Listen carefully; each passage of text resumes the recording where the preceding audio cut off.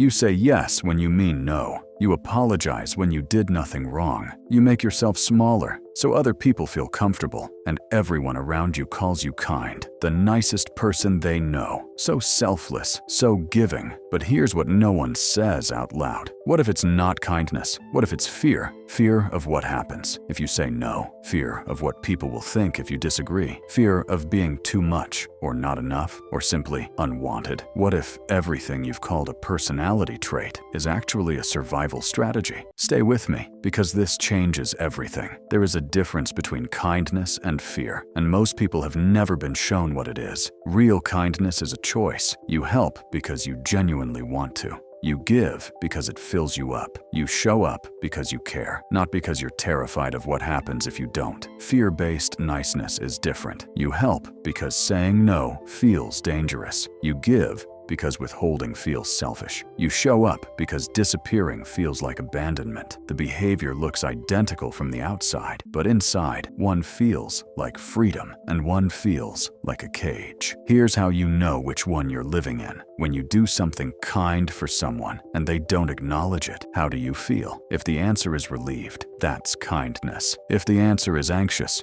resentful, or invisible, that's fear. Because real kindness doesn't need a receipt. Fear-based giving always does. This didn't come from nowhere. Nobody is born afraid to take up space. At some point in your life, you learned something. You learned that having needs caused problems. You learned that disagreeing created conflict. You learned that being too honest, too direct, too much of yourself cost you something. Maybe it cost you someone's approval. Maybe it cost you peace in your home. Maybe it cost you a relationship you desperately needed, and so you adapted. You became agreeable, accommodating, easy. You learned to read the room before you entered it. You learned to adjust yourself based on what other people needed from you. And it worked. The tension went away. People liked you. Things stayed calm. So your brain filed it away as a successful strategy. And now, 20 years later, you're still running the same program. In your friendships, in your relationships, at work, with strangers, with people who have never given you a single reason to be afraid of them, because fear doesn't check whether the threat is still real. It just fires. If any of this is landing, drop "scared" in the comments right now. Not as a confession, as a recognition, because recognizing this pattern is the first moment it starts to lose its power. And if this video is helping you see something you've never had words for, share it with someone who needs to hear it. Now here's where it gets important. Fear-based niceness has a price, and you've been paying it for years without realizing it. The first cost is resentment. You give and give and give, and somewhere underneath all that giving is a quiet anger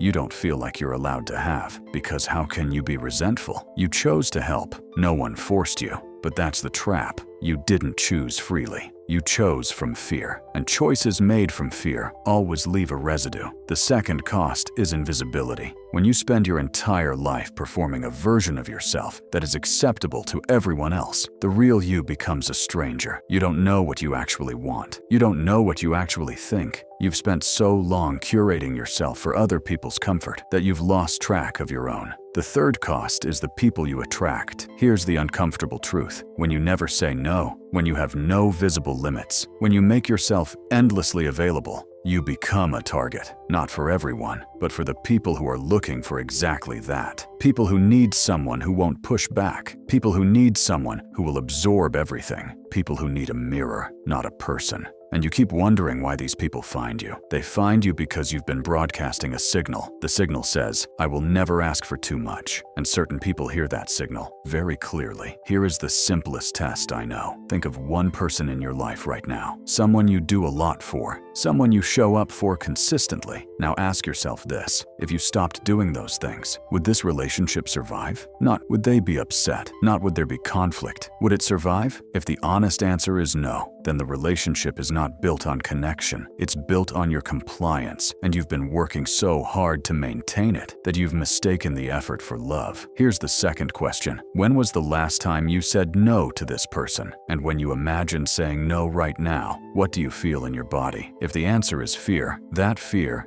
is the data, not a sign that you shouldn't say no, a sign that you've been afraid to be yourself for a very long time. You don't fix this by becoming mean. You don't fix this by suddenly saying no to everything. You fix this by learning something you were never taught, that you are allowed to take up space, not because you've earned it, not because you've helped enough, not because you've been good enough, but because you exist, and existing is enough. The way out starts with one honest no, not a big dramatic confrontation, just one quiet, honest no to one small thing, and then noticing what happens, not in the other person, in you. Notice the guilt, notice the fear, notice the urge to immediately take it back and apologize, and then don't. Let it be. Let the discomfort exist without fixing it, because on the other side of that discomfort is the most important thing you've been missing. Evidence. Evidence that you can say no and still be okay. Evidence that people who actually love you can handle your limits. Evidence that you are not as fragile as fear told you you were. One no, that's all. Start there. You are not unkind for having limits. You are not selfish for having needs. You are not too much for taking up space. You have simply been running a program that was written for a version of your life that no longer exists, and now you know it's there, and that changes everything. If this video helped you recognize something real today, give it a like right now. It takes 1 second, and it helps someone else who is still saying yes when every part of them means no. Subscribe to MindForge for psychology every week. That tells you the truth, even when it's uncomfortable. And tell me in the comments, what is one thing you've been saying yes to that you've wanted to say no to for a long time?